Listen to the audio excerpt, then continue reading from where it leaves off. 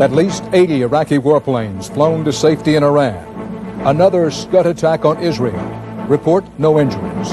And the start of the battle against the largest oil spill in history. This is the CBS Evening News. Dan Rather reporting tonight with a special War Update edition. Good evening. Day 13 of the Gulf War brought gains for U.S. and Allied forces on both offense and defense. U.S. military officials say they've choked off the oil spewing into the Persian Gulf. Allied forces also shot down 4 more Iraqi warplanes, and scores of Iraq's best planes and pilots mysteriously fled into what is supposed to be neutral Iran. They may be there to sit out the war. Iraq claims 320 civilians have been killed by Allied bombing, and some captive pilots being held as human shields, Iraq says, have been wounded. Saddam Hussein fired more Scud missiles at Israel and Saudi Arabia. They did no serious damage. Our coverage begins with David Martin at the Pentagon with more now about those Iraqi Air Force planes flying to Iran by the dozens. David? Dan, what was once a trickle of Iraqi aircraft fleeing to airfields in Iran has turned into an exodus. At last count, more than 80 Iraqi planes, many of them top-of-the-line fighters, were parked on Iranian runways. That's about 10% of the Iraqi Air Force. We're delighted to see that, because every one of those aircraft that leaves Iraq is one less that we will have to engage in combat. Iran has promised the State Department the planes will not fight again. We had, through diplomatic channels, received assurances that the aircraft would be kept in Iran, that Iran was maintaining its position of complete neutrality in this conflict. The Iraqi planes are obviously fleeing to Iran to escape destruction by American aircraft. The question is, are the pilots simply defecting, or are they doing it under orders? The Pentagon doesn't know. It could be a plan to save those aircraft for some other time, to include during this conflict or after this conflict. If Saddam is saving them for after the war, that could be a sign he is resigned to defeat. As for using them any more during the war, that doesn't seem to worry Allied officers. So I'm quite confident that if they return over the battle area, they'll be swept out of the skies pretty damn quick. The Iraqi Air Force has been, if not destroyed, at least neutralized. Here's how it went for them on one recent day. Iraqi sorties during the 24-hour period were 30. 25 of them were aircraft that went to Iran. Of the 5 others that came up, 4 were shot down, and 1 appears to have gotten away. Ultimately, the war on the ground is the only one that counts. And today, there was the first indication the bombing of Iraqi troops is having an effect. We have seen indications of damage. We have seen secondary explosions. We have seen small indications that some units are beginning to move because of the bombardment. No one is saying those movements mean the Iraqi army is beginning to retreat. So far, it simply looks like repositioning for the battle to come. Dan? Thanks, David. On another key aspect of the war, the U.S. Navy is systematically destroying Iraq's small but dangerous Navy. American naval attacks have centered on Iraq's naval base at Ghazir.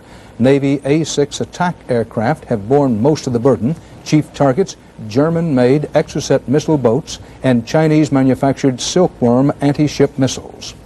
U.S. military officials said today the flow of crude oil into the Persian Gulf is down to a trickle. International experts arrived in the region to work on cleaning up this huge spill, which the U.S. charges was the result of sabotage by Saddam Hussein. Alan Pizzey reports. Once, this was among the most beautiful and bountiful coastlines in the Middle East, but Iraq stands accused of pouring 460 million gallons of oil into it, the biggest oil spill in history, a catastrophe for marine and wildlife that will take 20 years to clean up. And it's the first time that military action has been used to try to curtail ecological disaster. U.S. bombers hit onshore terminals to cut off the oil to the burning offshore buoys. How successful they were won't be known for several more days, but reconnaissance indicates that the flow is tapering off. The slick is now moving south at about 15 miles a day and has already reached well into Saudi waters. But it still isn't clear whether most of it came from the loading buoy that the U.S. military said Saddam Hussein opened on purpose, or from the main Sea Island terminal, which was accidentally hit by U.S. naval vessels in an engagement with Iraqi gunboats. The Saudis put full blame on Saddam. Is that I think he had announced war against wildlife, against anything that could live in the sea, even plants. and I think he's quite a general in that regard. Beaches south of the border port of Khafji have been awash in oil for some days. The origin of that slick is still unclear. Desalinization plants, Saudi Arabia's main source of fresh water, are in danger if the main slick reaches shore. The cleanup effort is as multinational as the war. A team of U.S. experts sent by President Bush at the request of Saudi King Fahd arrived today to assess damage and assist in containment. Special supplies for a mopping up operation are being sent from Britain, which has a wealth of oil cleanup experience to share. And the U.S. military is worried that Iraq might have even worse actions in mind. We don't know what Mr. Hussein is going to do up there. So we consider all eventualities as best we can. War has never been environment friendly, but this is the first time in history that nature has been a direct target. And the worst may be yet to come. Alan Pizzi, CBS News, Riyadh. U.S. and Iraqi forces are stepping up their artillery duels across the Kuwaiti border. Artillery is a classic prelude to ground fighting. Scott Pelley has a report. Tonight we're going north to conduct a artillery raid on a cross-border target. Young Marines face combat for the first time. Before dawn this morning, they received their orders, attack the enemy with artillery, pave the way into Kuwait. The idea is to disrupt the support to the Iraqi frontline forces. Can't wait to do it. This is what we've been training for myself, 13 years. Marine gunners are among the first U.S. land forces to fight. Last week, they returned fire from Iraqi guns. Now they are hitting targets that will soften the front for the invasion. Lately, moving forward has been slow work. The Marines are fighting the heaviest desert rains in years. But in the mud and the cold, the pace of combat is quickening. Each night, there are more fire missions, more Americans off to battle. I'll stay on it and do my mission and get back alive so I can see my wife and kids. This morning, the biggest guns in the Corps opened fire, blasting shells 6 miles into Kuwait. If the computers and the intelligence were right, the high explosives landed on an Iraqi logistics base. The gunners won't find out until daylight. All they know now is that no one fired back. You guys did a good job. Hell yeah. All right. Each night, more young Americans become combat veterans. That first one, and then after that, the boy said, "Ooh, man!" That first one went down. He said, "Yes." This first battle is likely to be the easiest they will see. One fight behind them on the long road to war. Scott Pelley, CBS News, Saudi Arabia. The FBI told Congress today it will no longer interview Americans of Arab descent about Saddam Hussein's threat of terror attacks in the U.S. The FBI says the questioning stopped because all the interviews were completed, not because of concerns raised by some about possible civil liberties violations. Still to come on tonight's CBS Evening News, more about the war and President Bush on the morality of war.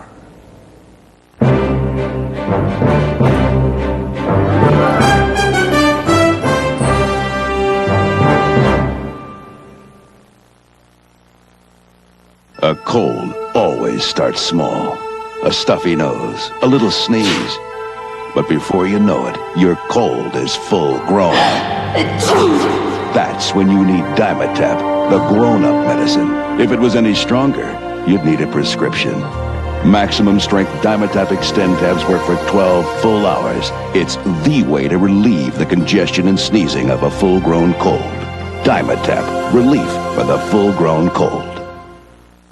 What's different about Polident? Refreshing mint. There's a minty mouthwash ingredient in every tablet. Other cleansers may get dentures clean, but Polident gets the minty fresh clean. Super strength, super minty, Polident. I've had it up to here with antacid taste. Then get great flavor up to here with extra strength Malox Plus Cherry Cream. Up to here with mint cream. Up to here with lemon Swiss cream. Malox, you're the best. It's the strongest, best tasting antacid. Take a look around me at a place like none on land. Sail away now, you'll find me. The world's in my command. Of all the resorts in the world, one takes you to the great places of the world. Royal Caribbean, the grand resorts of the 7 seas. Isn't it time you discovered them?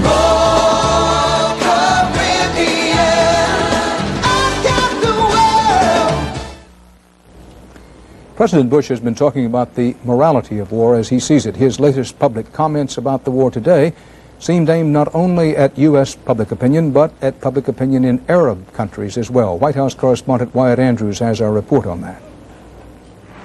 Sensitive to charges that he's wiping out Iraq to free Kuwait, the president today, in a speech to religious broadcasters, felt obliged to deny it. We do not seek the destruction of Iraq. We have respect for the people of Iraq, for the importance of Iraq in the region. We do not want a country so destabilized that Iraq itself could be a target for aggression. Mr. Bush is concerned that even friendly Arab countries will see nightly pictures of civilian casualties in Iraq and conclude the United States is using Kuwait to wage an anti-Arab war. It's not an idle fear. The foreign minister of Egypt, Washington's most important Arab ally, came here today in part to warn that a sustained air campaign targeting military and industrial sites inside Iraq has unpredictable consequences. What I have seen and heard about the United States government is that the civilian targets or civilian population are not meant by this use of force. Defending his conduct of the war, the president repeated the U.S. is trying to avoid civilian casualties and contrasted his tactics to Saddam's War of the Scots. We are doing everything possible, believe me, to avoid hurting the innocent. Saddam's response? Wanton, barbaric bombing of civilian areas. Some congressional leaders say the president needs to do more than profess his good intentions. They're urging him to be more vocal in support of Arab causes, like a future Palestinian solution, or else risk losing the psychological contest for future Arab loyalties. One has to wonder how many Saddam Husseins there are out there, and how many young minds in the Arab world are going to be deeply resentful of the United States and what impact they're going to have in future years in our relations there. The president has promised no more Vietnams, but just like in Vietnam, the political pressure is now mounting on the president to limit his air campaign. In his speech today, the president was signaling he is well aware that causing too much destruction inside Iraq could trigger a propaganda victory for Saddam Hussein. Dan? Wyatt Andrews, thanks. The Bush-Gorbachev summit in Moscow next month, as was widely predicted, is off. Postponed until at least later in the year. U.S. officials officially cited the Gulf War and trouble nailing down the arms deal to cut long-range nuclear missiles. Not cited officially, trouble Gorbachev is having with his generals and the latest brutal Soviet suppression of independence moves in the Baltics. Bill Plant has our report. No Bush-Gorbachev summit next month. That widely expected decision was made formal after the new Soviet foreign minister met with the president and the Secretary of State. By mutual agreement, Presidents Bush and Gorbachev will be rescheduling their summit in Moscow, originally planned for February, to a later date in the first half of this year. The Gulf War makes it inappropriate for President Bush to be away from Washington. Using the war as a reason to put off the meeting saves face for both sides. They keep the spotlight off the Soviet crackdown in the Baltic states and off problems with an arms control deal. And today there were no more veiled warnings from the foreign minister about U.S. Gulf policy. There was only agreement. The aim is to get the aggressor back from the country he occupied. And this is the goal, which is a mutual goal. The Soviet crackdown in the Baltic states would make this an awkward time for the president to visit Mikhail Gorbachev. But while the Secretary of State made it clear the U.S. does protest, he didn't go out of his way to be critical in public. The question of the Baltics was discussed at quite some length. We have made our substantial concerns known to the Soviet Union in a substantial way. There is another reason for delaying the summit. Both sides have still not agreed on the technicalities of monitoring a new strategic arms agreement, the signing of which was to have been the centerpiece of the summit. Work on the START treaty will require some additional time. Both presidents look forward to setting an exact summit date as soon as it becomes feasible to do so. The translation of that is that the U.S. will agree to a summit if there's an arms control agreement it thinks the Senate will ratify, and if the political climate is right.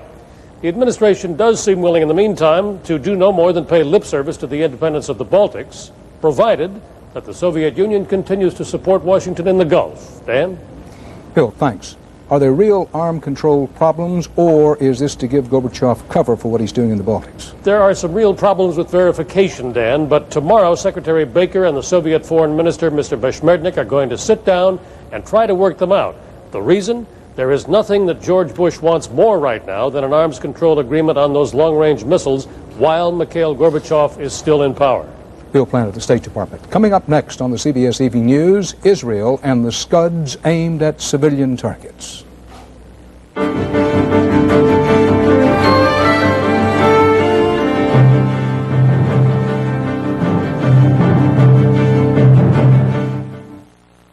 How fast does your antacid start working? On my heartburn, maybe 5 minutes. Ryopan starts in 2.2 seconds. Lab tests show that Ryopan Plus 2 starts neutralizing acid on stomach contact in 2.2 seconds. 2.2 seconds? Remember Ryopan. It's important to keep your promises. If we promise it replenishes your skin in a flash. It does. If we promise tiny lines diminish on contact. They do. If we promise it's very much like the essential fluid in young skin. It is. If we promise it can help you look younger. It does. It has to. We believe in keeping our promises. Oil of Olay. Original and sensitive. Nobody kisses in the morning. Nobody I know. Morning breath. We kiss, but not on the lips. Not in the morning. The worst breath of the day. We haven't kissed in the morning in 15 years. 16. So get the mouthwash with 2 antiseptic ingredients that kill 90% of the bacteria that cause morning breath. Scope. I love kissing in the morning. Oh, that's the best part. This Valentine's Day, bring back the morning kiss with antiseptic Scope and have a happier Valentine's Day. If your doctor has recommended Metamucil and you like the results, but you don't like those glasses of thick liquid, change to FiberCon. Get the same fiber action in easy-to-swallow tablets. Get doctor-recommended FiberCon. This car is a part of Nashville's history that few remember. It's the 1914 marathon, and I'll tell you all about it tonight on Friends. Israelis took cover as the air raid sirens went off again tonight, but this time no Scud buster was necessary. The Scud busted itself. Tom Fenton is in Tel Aviv. Tom? Dan, one Scud was launched at Israel tonight. It exploded prematurely, scattering debris over parts of central Israel and the occupied West Bank. This time there were no injuries and little damage, but the repeated Scud attacks are having a profound impact on this country. Suddenly, it's vacation time in Israel. The winter sports resorts on Mount Hermon are booked solid. We suggest to all the people in all of Israel to come here and get away from it all. Most of these Israeli winter sports enthusiasts are from the Tel Aviv area. So are the Israeli tourists checking in at hotels in Tiberias. Why are they there? I wasn't here for 20 years, so I come to visit. We had an appointment to visit somebody here. The owner, whose hotel is normally empty at this time of year, is delighted. We're very happy to get here as all the people which ran away from Tel Aviv. No one knows how many people have left Tel Aviv because of the missiles, but it's a substantial number. Many apartments are vacant. Parking places are suddenly easy to find. Mayor Shlomo Lahat has raised a storm of controversy by calling those who leave cowards. It is dangerous today to be in Tel Aviv. Tel Aviv became the front. But tomorrow, Israel will be in a dangerous situation. Those who left today the city will leave tomorrow the country. Good to have you. While some Israelis are fleeing, American volunteers are flooding into the country. 80 arrived at Ben Gurion Airport today. This is the best time to come to Israel. It's a privilege to be here. Behind their backs, some Israelis call them the suntan people. They come here for 2 weeks and go home with a suntan. But there's no denying their sincerity. But for those who live here, decisions are not so easy. Tonight's attack was the 6th for this suburban family. They are not sure how much more of this they can take. Twice they have changed their minds about whether to stay or move. Visiting American Jewish leaders were caught in the same alert tonight. It broke up their Jerusalem dinner and gave them a taste of Israel. Tom Fenton, CBS News, Tel Aviv. Work at the Kennedy Space Center halted for 73 seconds today to remember. It was 5 years ago this day that Space Shuttle Challenger exploded 73 seconds after liftoff when a defective rocket booster joint ruptured. All 7 Challenger crew members died. NASA said this would be the last official public observance. Harold Red Grange, the last great survivor of America's so-called golden age of sports, died today in Lake Wales, Florida. Red Grange was 87 years old. At the University of Illinois in the early 1920s, the galloping ghost brought unparalleled attention to college football. He left school after his senior season to turn pro, and he gave the small-time National Football League its first leap toward the giant sport it has become. Americans, the government says, earned more money last year and apparently spent everything they gained. The Commerce Department said both personal income and spending rose 6% during 1990.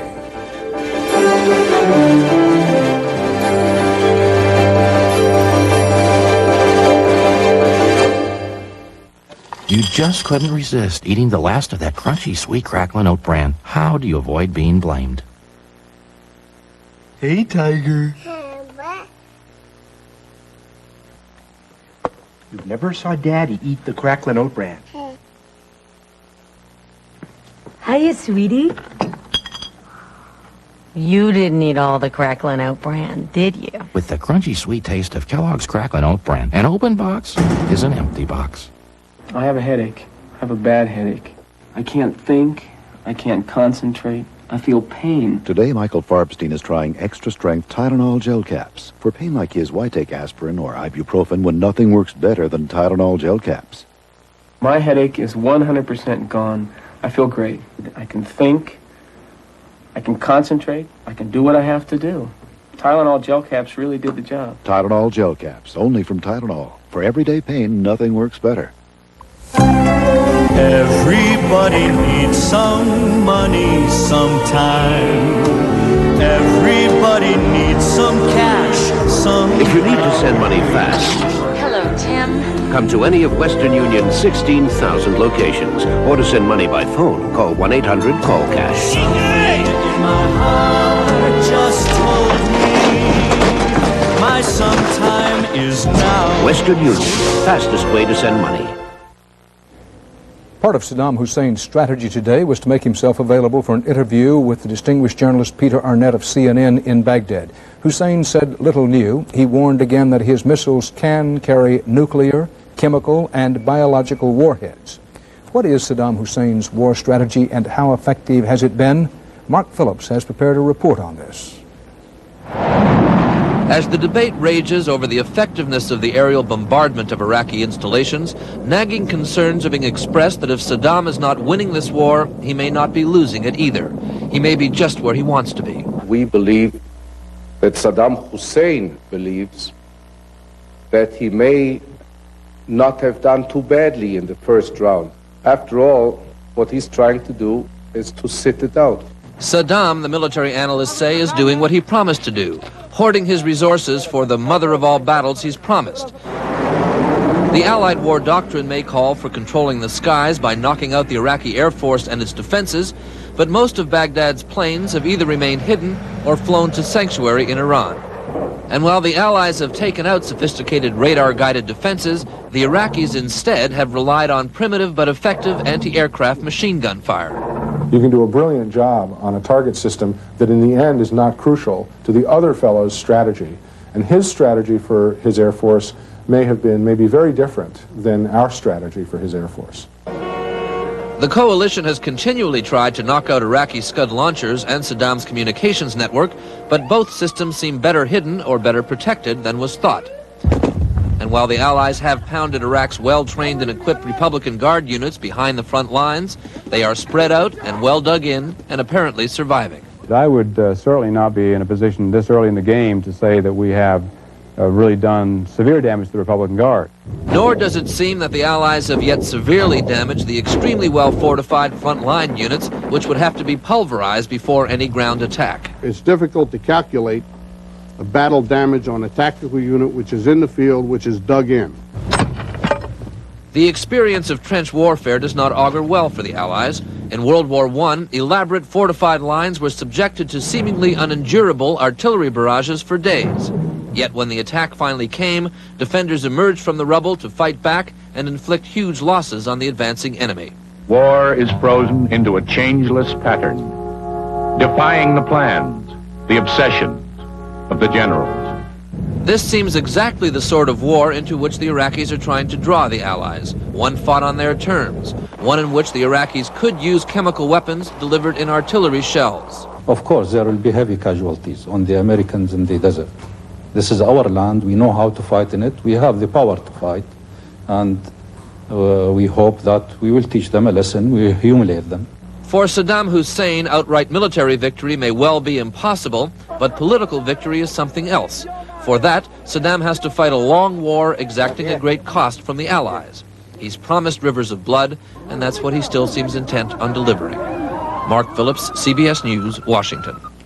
Saudi Arabian officials cooperating with CBS News said today that Iraqi troops may have taken a CBS News team into custody near the Kuwaiti border. The Saudis quoted an unidentified Iraqi defector as saying Iraqi troops are holding 4 Westerners. This is the first possible clue to the whereabouts of CBS News correspondent Bob Simon, producer Peter Bluff, cameraman Roberto Alvarez, and soundman Juan Caldera. They were last heard from along the front lines a week ago.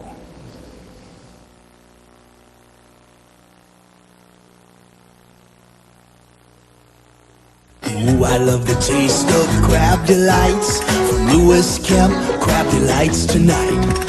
It's a seafood paradise. Crab Delights tonight. Crab Delights from Lewis Kemp. So easy, so delicious, right out of the package in your favorite dish. Can't help this love of mine.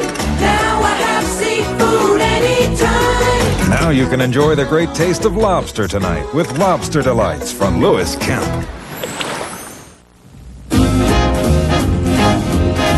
Whoever said life begins at 40 obviously hasn't turned 50 yet. We want to extend these good years, so we've made some changes. The right foods, a little exercise, and because our nutritional needs have changed, we've changed our multivitamin tablet. We take Geritol Extend with all the vitamins we need. It's made for folks over 50. Geritol Extend, because you're as young as you feel. In time, all definitions must be revised. But when it came to redefining luxury, it wasn't a Webster, it was Oldsmobile, the all-new 98. Now you can have anti-lock brakes, fuel-efficient power, computerized suspension, technology found in cars costing thousands more, which by my definition could be the greatest luxury of all. And you can always take a Webster at his word. This is the new 98. Luxury redefined. generation of Olds. This is CBS.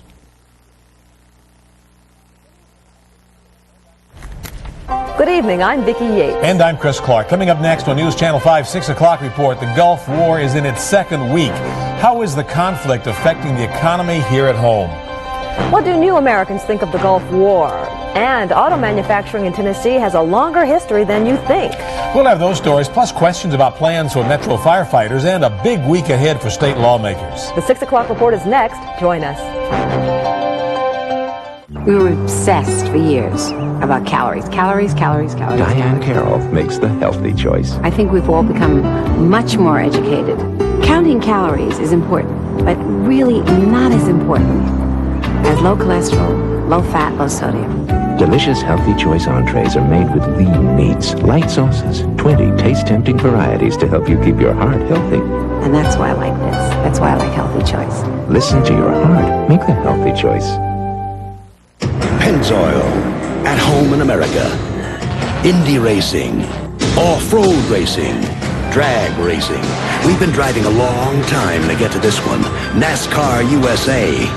Pennzoil is